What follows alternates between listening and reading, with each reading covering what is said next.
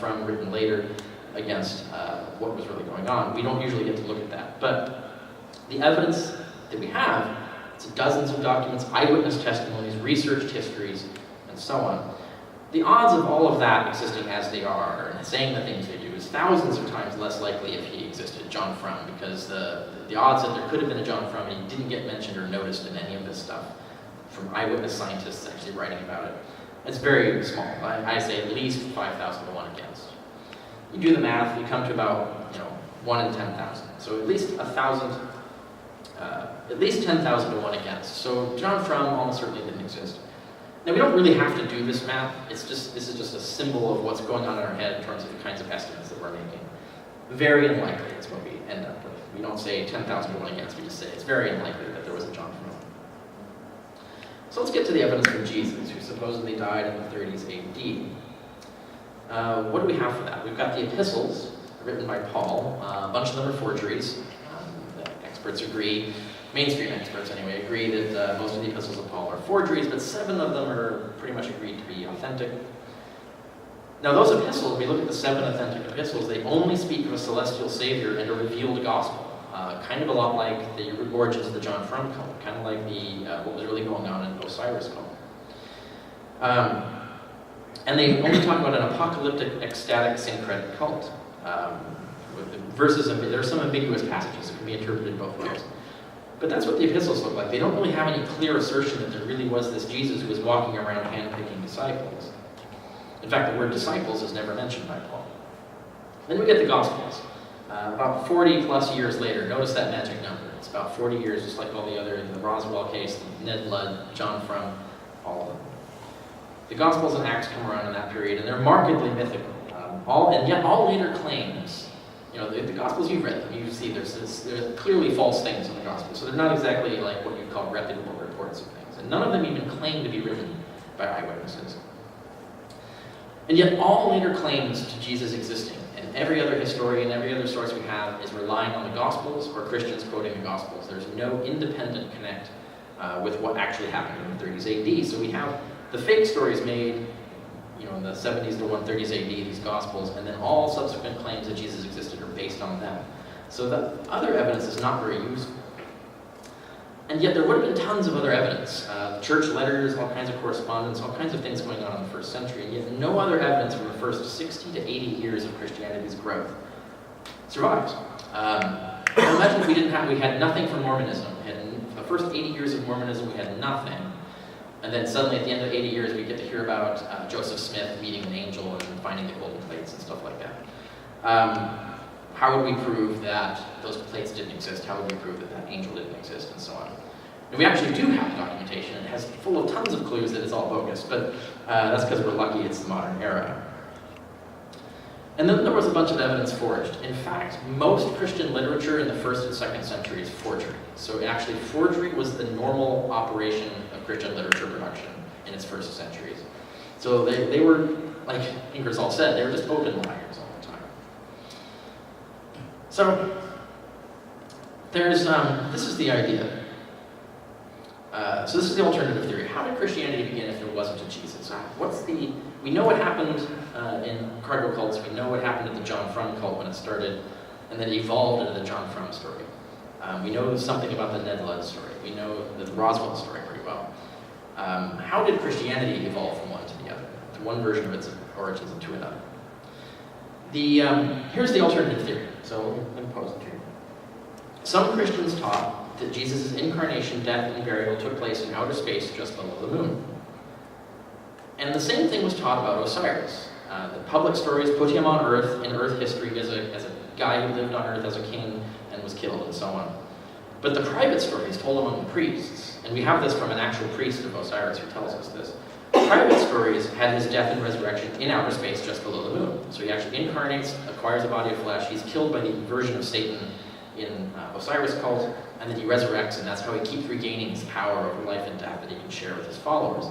So we already have a pattern, and Egypt is right next to Israel, right next to Judea. They're adjacent provinces. Jewish pilgrims are going back and forth between them all the time. They would know these cults. It would not be alien or foreign to them.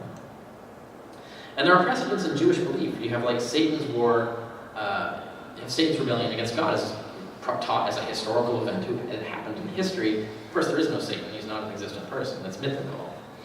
But it also happened in outer space. Satan's rebellion is an outer space event. And even after Satan is cast down, he doesn't set up castles on Earth. He sets up castles in the sky just below the moon. That was the standard demonology of the time among the Jews.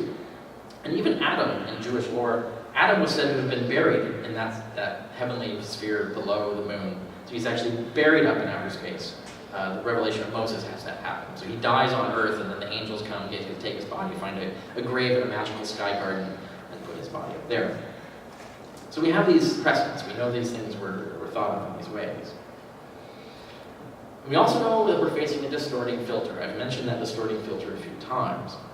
We don't get to see the letters of Paul in which he more explicitly identifies the events of celestial. If he ever wrote any, they were destroyed. And we know letters of Paul were destroyed. He refers to letters in the letters we have that we don't have. So we know there were letters that Christians decided to make disappear. And also the letters we have are actually stitches of multiple letters put together, and sometimes they start right in the middle of an argument where we're missing something. We have this like 1 Corinthians 8 and 1 Corinthians 9. You're reading 1 Corinthians 8, and then suddenly in 1 Corinthians 9 you're in a completely different argument where you've missed what he's arguing against. So something's been deleted. So we know things have been removed from Paul. Why did they remove things from Paul? What did they remove from Paul? So we know the evidence is being messed with, and that's why history sucks. But anyway, we have to deal with that. Then here's one of my favorite pieces of example. In the early 2nd century, we think, a letter was forged in Peter's name. Now, I don't know how many of you know this, but there are 2 letters supposedly from Peter in the New Testament. 1 Peter, 2 Peter, or 1 Peter, 2 Peter, depending on if you're American or British. I trained under a Brit, so I always say the British pronunciation of 1 and 2 Peter. But anyway, the 1 Peter might actually be written by Peter. The one thing we know for sure is that 1 Peter and 2 Peter were not written by the same person. They're stylistically so radically different. They were clearly not written. So one of them is a forgery. 2 Peter would have to be the one that's a forgery if only one of them is. The usual view is that both are. But the arguments that are made against 1 Peter, I think, are unsound. It actually could be an authentic letter. But it doesn't discuss a historical Jesus. So that's a little problematic if you're going to try and go from there. But let's set aside 1 Peter. We're interested in 2 Peter. Who forged 2 Peter and why? 2 Peter's entire point is to argue against these other Christians that we hear nothing else about, who are claiming that the gospel stories were just myths, that cleverly devised myths, as 2 Peter says. And he says, no, they were not cleverly devised myths. And any Christian who tells you that is a liar and a heretic, and you should shun them, and so on. And how do I know that they're lying, that it's a cleverly devised myth? Well, I was actually there, and I met Jesus, and I saw the voice of God come down, or heard the voice of God come down and bestow upon him the sonship, and yada yada. I'm paraphrasing, but so what we have here is we have a letter someone forged to actually invent, to fabricate evidence for a historical Jesus against these other Christians who did not believe in a historical Jesus, or at least not in one that was around on earth. They may have believed in the celestial Jesus, the celestial death and resurrection, just like the celestial death and resurrection of Osiris. But this is a clue, and it's a classic example of the kinds of clues we get, where we get the responses to the other Christians. We don't get to read the literature of those other Christians. Rarely do we ever get to. We have this in Irenaeus, we have this in, the pagan critic Celsus wrote this extensive refutation of Christianity. It was destroyed, but we have Origen's Christian rebuttal to it, so we can reconstruct what Celsus said from that. But every other critic of Christianity, their books were destroyed. We know Porphyry, we know Julian, we know all these other critics of Christianity. All their books were destroyed, and we only know about them in the responses because the Christians preserved the rebuttals. We only get to hear the Christian answer to them. So this is a classic example of that, where there would have been literature of this other sect that 2 Peter is written to attack, but we don't hear anything about them. We don't know their names. We don't know what their doctrines were or any of that. It was all destroyed. All we get to see is this refutation of them. It's a forgery, fabricating evidence for the historical Jesus. So this is the atmosphere that we're dealing in when we're talking about early Christianity. And all the earliest literature, Paul's authentic letters, 1 Peter, as I mentioned before, 1 Clement, Hebrews, lacks an earthly Jesus, or it lacks a clear earthly Jesus. There are passages where you can kind of interpret either way, but there's nothing clear in it. And most of the evidence was destroyed, and most of the surviving evidence we have was faked. If you count up all of the Gospels that were written, all of the epistles that were written, and the Gospels, epistles, and Acts, if you look at all those kinds of things, throughout all of Christian literature in the first 3 centuries, it's at least 5-to-1 forgery to authentic, and at least it's could be as high as 10 to 1, or even all together all. But the ratio is at least 5 to 1, and it's indisputable. So in fact, Christians were producing 5 times more forgeries than there were authentic documents. And that was their normal mode of operation. So that leads to another question. Okay, so you can see it's plausible, at least. Why would they do that? What do they need a John from for? Of course, you can ask that about the cargo cults too. Why did they need a John from? It's the same question. It comes with a similar answer. Let me talk about the political context of Christianity, since I just mentioned the cargo cults. You know, Judea was a racially and culturally fragmented society. It was occupied by a foreign power. It was feudal agrarian conditions of material deprivation in a social and cultural crisis. And military or political resistance repeatedly met with crushing defeat. So we have every single anthropological condition for the cargo cults and revolution movements matches the origins of Christianity. Christianity fits right inside this anthropological model. And what did the Christians do? They created a new religion, syncretistic. They took Hellenistic mystery cults, merged them with Jewish ideas, created a Jewish mystery cult. It's ecstatic, the origins. You see the letters of Paul, they're all going into trances and having spirit communications and talking to God in dreams and visions and stuff. Revelation, Paul repeatedly says that the truth of the gospel came by revelation. And it's apocalyptic, right? So the end of the world is coming anytime now. Jesus is going to come down and fix everything. So it is actually, it looks like a cargo cult, essentially. And the basic foundation of Christians, what they were doing as a Jewish sect, right? They're a breakaway countercultural sect. They're an anti-temple sect. One of the things, I talked about the political context of this on the historicity of Jesus. One of the focal points for violence and problems among the Jews was the focus on the temple, the physical temple, who controlled it. And that required physically controlling the temple. And really the Romans did. The Romans weren't putting priests in there, but the Romans were picking and choosing who got to be the priesthood. They were raiding the temple treasury whenever they wanted. Basically, the Romans were in collusion with the Jewish elite. And so a lot of fringe groups of the Jews were really, they're like Trump supporters in the sense that they're like, okay, so the government is totally corrupt. We just need to chuck the whole thing and come up with something else. Now, militarily doing that, they couldn't. Democratically, they couldn't because there wasn't a democracy. So what did they do? They did the revolution cult. They invented a replacement for the temple, Jesus. Jesus' entire role in the soteriology and the theology of early Christianity, the role of Jesus is to replace the temple. And this is very explicit in Paul and in other writings. You can see that that's his function. That's the whole point of having Jesus at the center of the religion. That if you believe in Jesus, you don't need the temple cult. You can get atonement directly to God. You can bypass the Jewish elite. You can bypass the priesthood and so on. And I talk about that more in the And what happens, of course, is the cult originates that way. You've got the visions. Paul's talking about people are getting visions from God. Even Paul's description of the Eucharist ceremony of Jesus, he says, I learned this from Jesus directly. Like he's saying, in the Revelation, I got this thing. So you start with the Revelations, you've got this ecstatic revolution cult going. But eventually, within 30 to 40 years, just like with the John Frum cult, we have to kind of we need a founder to explain all this stuff and enact all this stuff. We need a John Frum. And so they invent one. Now, myth-making at the time, and all the other mystery cults did this, all the other religions did this, myth-making did these things. I mean, myths in general encode social and cosmic realities in metaphors and allegories. So they tell a story, but the story isn't really the story. The literal reading of the story isn't really it. It's actually what it symbolizes, what it's telling you about society, what it's telling you about the cosmos, what it's telling you about God and the world. That's what myth-making actually is. And they are usually about what things are, how things are, or how they should be. So they encode things that way. And they appear literally true, but their actual meaning lies in their underlying point. Now notice, this is explicitly said in the Gospel of Mark. As soon as Jesus starts actually explaining the Gospel in chapter 4 of Mark, Mark makes a point of having Jesus take his disciples aside and immediately say, oh yeah, all these stories I'm telling you, they're bullshit, they're all false. What you need to know is that they actually symbolize things, the meaning and stuff. So these parables aren't really true. But I'm not going to tell the people that they're not true, because if I tell them that, they'll turn and be saved.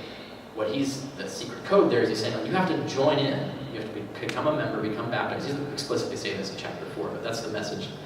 Only insiders get to be told, because he says to you, the insiders, I'm going to tell the truth. The truth is not the literal story. The truth is what that symbolizes, the allegory of And so that's a whole message that is definitive of how mystery cults work. If you became an initiate, you became baptized, you would be told the secret true meaning of the literal stories. But outsiders would be told the literal stories and expected to believe them. And over time, who got to be told the real truth started shrinking. So even like immediate Christian baptized Christians were not told. And so you had to be higher ranking, you had to have more education. Otherwise, they think people will not believe it. So you've got to convert them and stuff with the literal stories, and only when they get a certain amount of education and understanding will we tell them the truth. It's kind of like Scientology in that way. Except Scientology, the truth gets more and more cosmic and weird. Oh wait, actually that's how Christianity works too. Okay, so that's the basic idea of myth-making that was going on throughout the world. So Christianity fits in this model. And the stories that we tell in myths, and we have many of these kinds of examples outside Christianity. Christianity is not the only one, but the stories that are told, they're models for social action, they're models for social structure, they're explanations of the meaning of rituals and realities and so on. They're sort of reification of the moral values and gospel message. And the way this is done, and it was done in all myth-making in the ancient world, Christianity was doing it too, you turn sayings into narratives, that's one model. You would take something someone said, is then communicated by inventing a story, a narrative from their life that embodies or enacts that thing. We have biographies of Greek poets where this was done, where a poet would say, or a playwright would say something in his plays, or have a character in his plays, and then people would invent a biographical fact and say, oh, that was because he had this angry wife, and so they tell this story about him and his wife. It's completely made up, but it represents the message that the playwright was writing in there. So the biographies of playwrights got fabricated over time by taking sayings and turning them into stories. And there are examples in the gospel where you have sayings of Jesus or sayings of the Lord, or scripture and so on, that get reified into tales or narratives that symbolize and represent that. And then they become models to follow or not to follow. All the stories in the gospels are about, this is what you should do or this is what you shouldn't do. They're sort of that kind of story function. You also turn purposes into narratives. The purpose of a ritual or behavior is then communicated by inventing a narrative that symbolically represents its point. The baptism of John the Baptist, or of Jesus by John the Baptist. The whole story is about what is baptism for. If you're a Christian initiate, you're going to be baptized. What does this even mean to me? The entire narrative of Jesus by John the Baptist tells you that. It's the point of creating that story is to tell you what baptism is about, what it's for. And then there's messages in the narrative, something you want to say about the world, current events, existing institutions, and so on. You can say by telling a story. You tell a story, it's just like the parables of Jesus. It tells you something you want to say about the world. It doesn't mean the story is true. And so I'll give you an example. How many people know Jesus hates figs? Is that?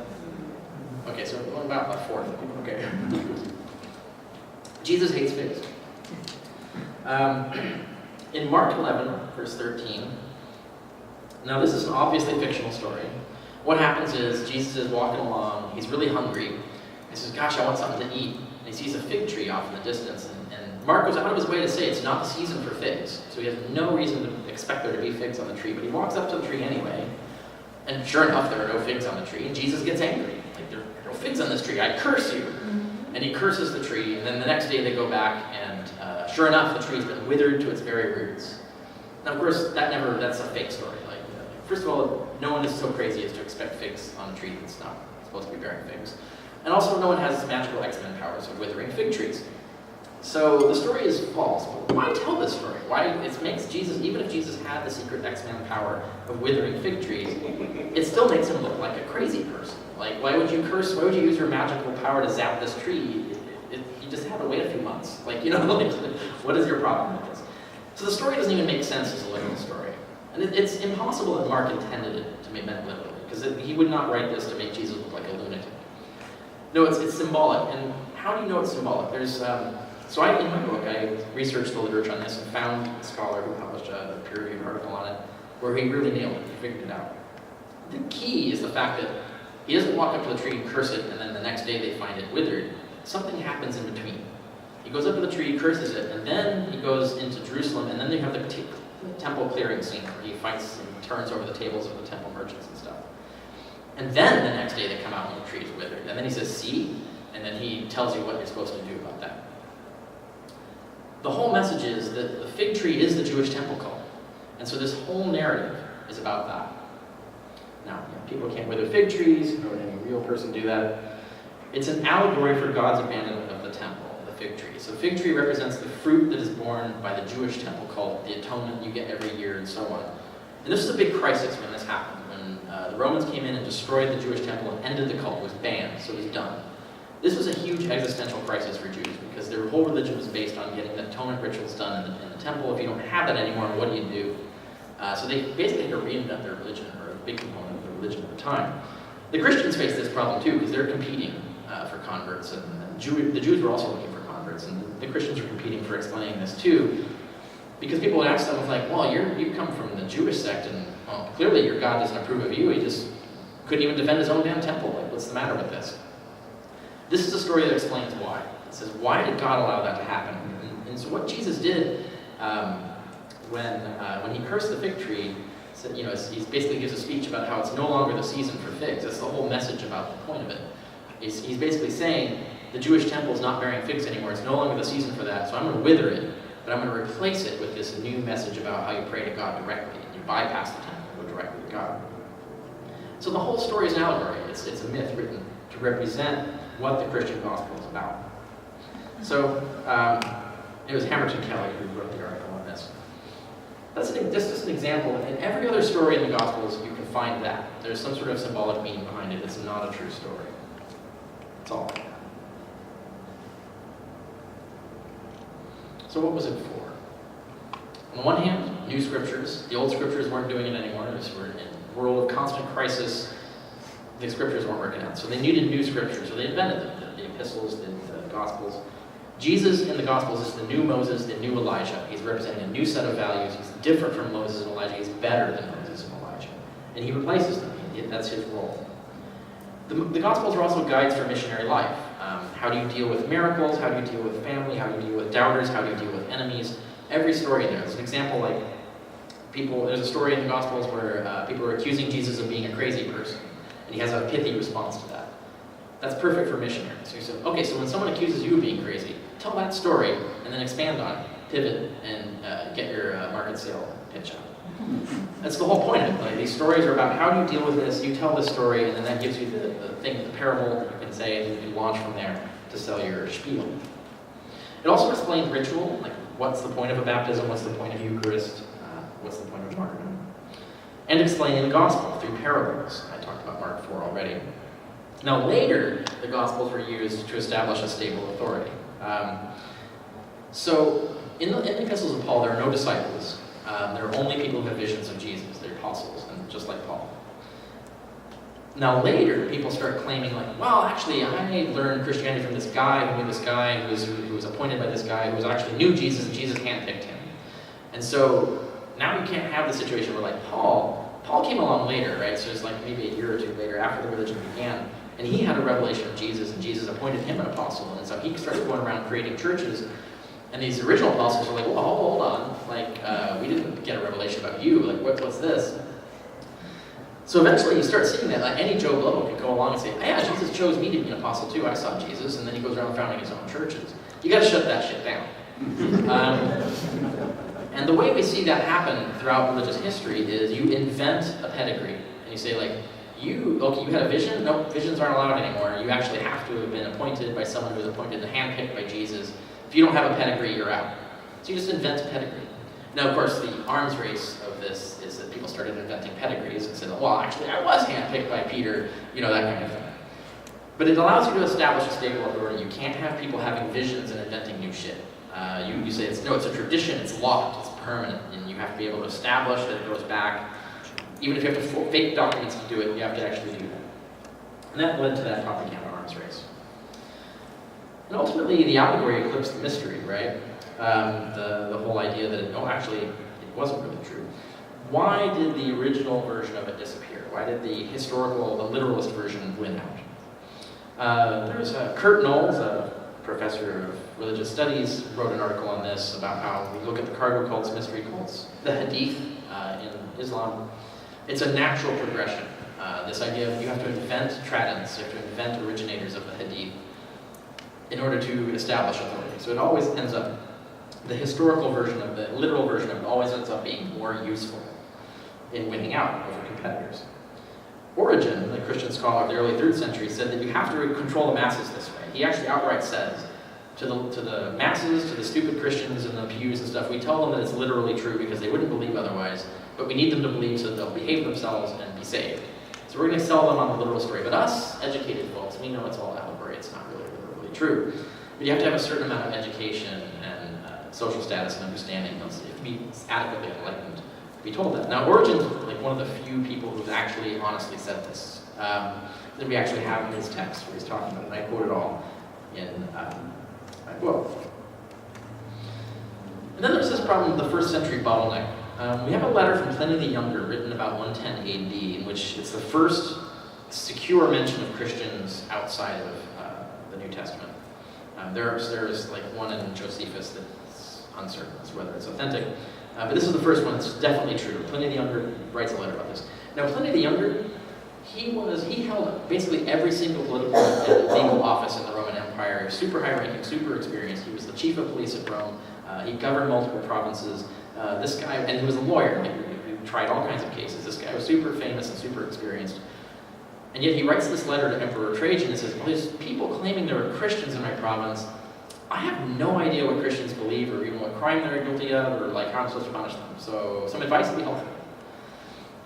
The thing that this tells us is that Christians, even by 110 AD, we're almost 100 years that Christians have been evangelizing. By 110 AD, they're so tiny, so invisible, there's so few of them, that even Pliny the Elder, the chief of police of Rome, the provincial governor, this famous lawyer, had never even encountered them. He didn't have any idea what crimes they were supposed to be accused of, or how to punish them. That means there weren't a lot of them. And if you don't have that many people for that long of a period, all kinds of shit can happen to the story. It's very easy to make things disappear. You don't have this case where you have thousands of people who can gainsay you. They're not, just the numbers weren't there. And Pliny gives us another clue. He says in there that he started hauling these people in that were being accused of being Christians, and he found like most of them had quit being Christians like 10, 20 years before. So there's tons of people leaving Christianity. So you've got this crisis mode where the Christians can flip the script and you're seeing people leave the congregations. The congregations are dying. What do they do to revive it? They come up with this new version of Christianity based on a historical Jesus. Isn't this great and awesome? And they start selling that. And so that's one of the things that happens at this point. It appears to be happening at this point. Then there's this historical accident. The sect that gained Emperor Constantine's ear was the most fundamentalist and literalist of them all. It was the craziest of the Christians. Were the ones who gained access to political power so that when Constantine's son took over and started making church the church of the empire, even Constantine started taking money out of the pagan temples and giving it to the church. Started interfering in church affairs and using the church as a political weapon. In the 4th century, right after him, it just became the religion of the empire. But the religion that was just happenstance, had to be politically positioned, was this version. Because it was Lactantius that sold him on it. Lactantius was the tutor to Constantine's kids. Lactantius was the craziest, most fundamentalist Ken Ham fucker of the time. And I'll give you an example. Lactantius is famous. I do a whole other talk on ancient science. Scientists well knew the Earth was a sphere. They had tons of really good empirical evidence that the Earth was a sphere. It was well understood, and all elite educated people knew this, and even educated Christians knew this, but Lactantius was so fucking crazy, he's like, no, that can't possibly be true. He says, if the Earth was a sphere, that would mean there's upside down people on the other side of it, and that's just ridiculous. And so he rants against, there can't be upside down trees, snow can't fall up, this is just crazy, the Earth has got to be flat. And yet this is the guy who just happens to be the tutor to Constantine's children, this is the guy who has the ear of Constantine. It's his version of Christianity that's being sold to Constantine. And I think this is a historical accident. And then of course, once that version gained power, they control all literature for 1,000 years. They're the ones deciding what gets copied and what gets thrown in the trash. And that's, it's the sect, secure and absolute power, decided all documents survival for 1,000 years. We have a few exceptions. Some sects that they were destroying were stashed their stuff in the library at the pots of Nag Hammadi. There was this counter sect, this other sect of Christians that survived into the early Middle Ages and was still beleaguered. Apparently it looks like they were going to be wiped out, and so they stuffed and hid all their stuff in these pots, and they sat there for thousands of years and were found in the early 20th century. And most of our knowledge of these weirdo other Christian sects comes from this find of Nag Hammadi. And it includes other things like great evidence of how forgery was conducted, because there's evidence they were actually forging a document about Jesus, and they were halfway through it, and we actually have their source text, and we can see the process of So when they swept all this stuff in the pots, they forgot, like, oh shit, maybe we shouldn't have the evidence that we're faking this document. But anyway, it was a nice find, very handy in that respect. So we can do a Bayesian model of this, right? We can define your different hypotheses. Jesus was crucified on earth and subsequently worshipped, or he was not. And the second began with disparate visions, as in the case of John Frum, and so on. Prior measure of what was typical. We look at modern cargo cults and ancient savior cults. Both typically had invented founders that were placed in history but never really existed. And Christianity fits both models exactly. So Jesus looks just like these other made-up people. Then we have the likelihood of the evidence on either theory. The evidence survival is highly biased towards historicity, regardless of our truths. We just take that into account through destroying and forging of evidence. The earliest literature looks strange, not mentioning earthly life and deeds, for example. First earthly stories look markedly mythical, so Jesus does not appear in memoirs or histories, and then you have these sacred documents. Suddenly just boom, just these crazy myths written about him. And there's no other independent evidence. So when you look at all of that, now there are problems with the evidence that I don't have time to go into. I'm not going to continue with it. There are aspects that can be debated on this. So there's more to be said about this, but I'm not going to go into that. So here's your model. The odds that Jesus existed, the evidence is scant and either vague or poor and late, and all filtered through bias. So when you look at that, ancient savior gods were usually made up, at least 1 to 3. The evidence about, let's say, at best, equally likely either way, 1 to 1, so that still gives us only a 1 in 3 chance that Jesus existed. But this isn't the model that I argue for on the historicity of Jesus. This is a very super simplified one. But just to show how you can think about this in terms of Bayesian terms. And so, anyway, that's my spiel after giving the talk about the speech, The Truth of History by Ingersoll. You can see Ingersoll was seeing some of these patterns and understood this concept of why maybe we should doubt the historicity of Jesus. All right, thank you.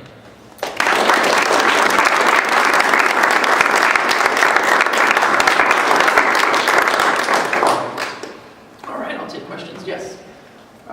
Your model for a cult has our president, number 45, become a new shaman, and tweeters are the new gospel. Wait, say that again? Has the president become our new shaman and our tweeters, because St. Ronnie is superseding St. Ronnie now, right? This idea of the President Trump being the new shaman channeling and the people following through Twitter is, yeah. Yes, Trump is the telephone or the telegraph pole that the shamans are listening to. I don't know. Time will tell. We'll see 30 years from now what legends and myths are being said. Occurred to me, John Frum and these cults are extremely more contemporary than Christianity. And we have a lot more means to identify them. Yeah. Contemporary means to identify. Yeah, and they're also causally influenced by Christianity as well. So, yeah, so their relevance is only in terms of the scientific anthropological model. They aren't direct parallels, of course, but it's the fact that the model fits. So you would need something ancient also that fits, and that's what we do. We have the savior cults that does. So that's why we need both of those pieces of evidence to come at it from both sides. So we have much more contemporary ways to identify. Correct. With newspapers and people. And science reports, and yeah, that way way better access to evidence. Historians who do modern history are so much better off than us doing ancient history, yeah. How about Mohammed? Yeah, that's an example where so much documentation is not survived. It's difficult. And for those who are interested in the historicity of Muhammad, I've written a blog article about it. So you can go to my blog at richardcarrier.info and search for Muhammad on there, and I have a one on it. And I explain why it's difficult to answer that question.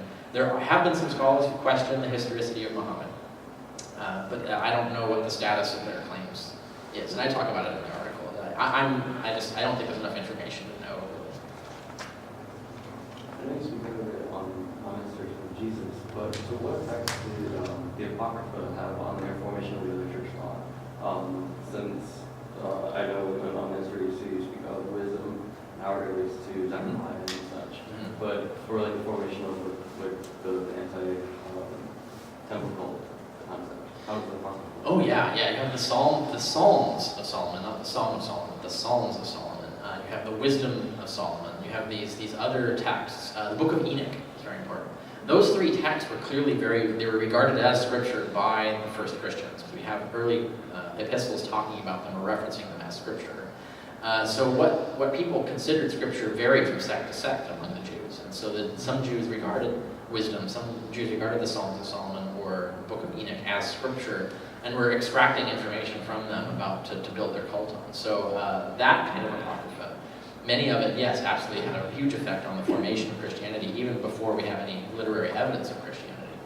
Yeah, and it varied from sect to sect as to what impact apocrypha would have. And of course, the Christians have their own apocrypha that they generated. So you have the infancy gospel of Jesus, classic. You have Jesus as a baby or as a toddler going around killing people and stuff, to show how awesome and amazing he is. But it really reads like a script for the Omen that was rejected for being too scary. But there's a lot of that kind of stuff going on too, but you can't really tell.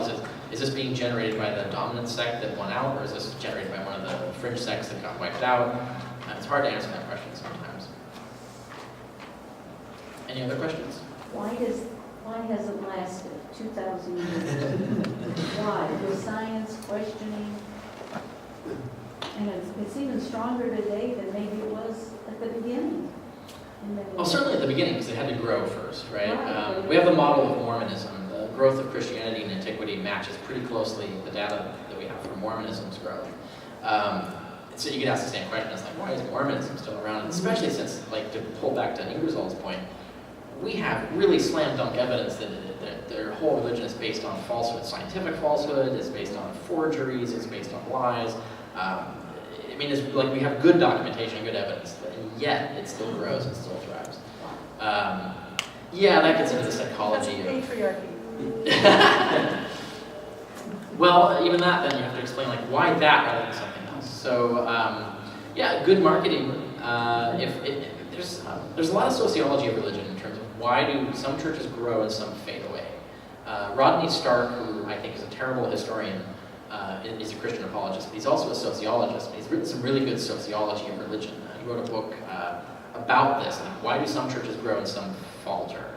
And it's really sociological principles. Like it's how are you manipulating the people? What are you giving them?